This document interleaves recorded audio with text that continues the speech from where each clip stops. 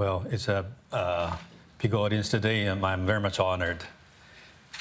Thanks, David, for your kind introduction.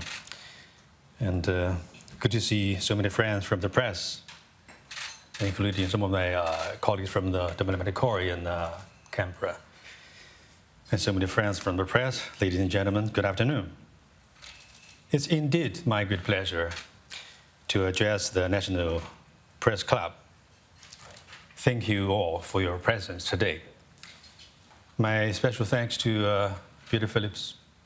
He's there. We talked about addressing the NPC last month when I was in Sydney, and thank you for your advice. And thanks to Maurice Riley, CEO of NPC, for writing me to extend your kind invitation, which gives me an opportunity to share my views on the much discussed, much talked about China-Australia relations. I feel very much honored to be Chinese ambassador to this country. Both China and Australia are great countries. We are two great peoples. Our two peoples have always cherished friendly sentiments towards each other. In the past 6 or 7 months since I came here as ambassador, I did some travel, both in the eastern coast and also on the western coast.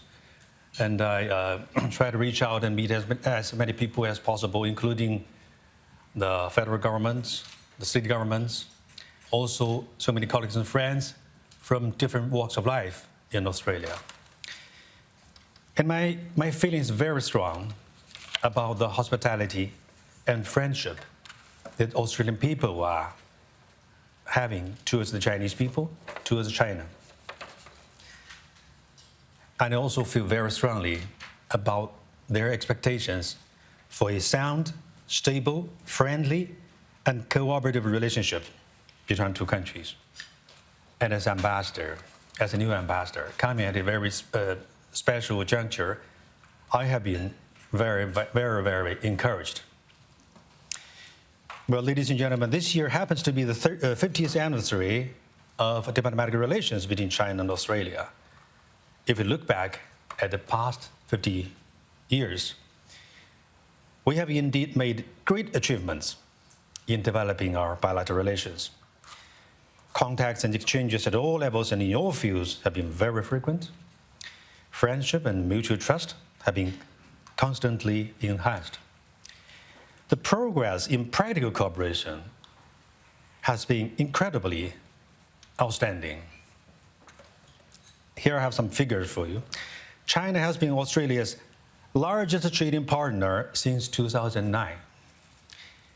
Our trade volume has surged from less than 100 million US dollars in the year 1972 to over 207 billion US dollars in the year 2021. That's counting for 34.2% of Australia's total import and export in the year of 2021. And Australia's trade surplus with China has reached 60 billion US dollars in that year alone. From that year, we have another 4 years, and that number has almost doubled. You can imagine it's a huge number. China is Australia's top export destination, with export to China accounting for 38.8% of Australia's total export. In goods in 2021, China is also Australia's largest source of imports, with imports from China taking up 28.1% of Australia's total imports of goods in 2021.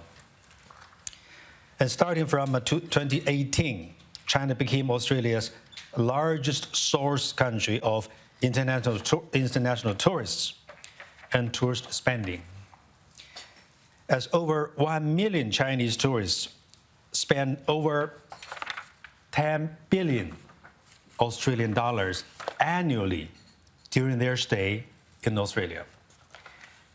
Despite the impact of COVID-19, China continues to be the largest source of international students for Australia.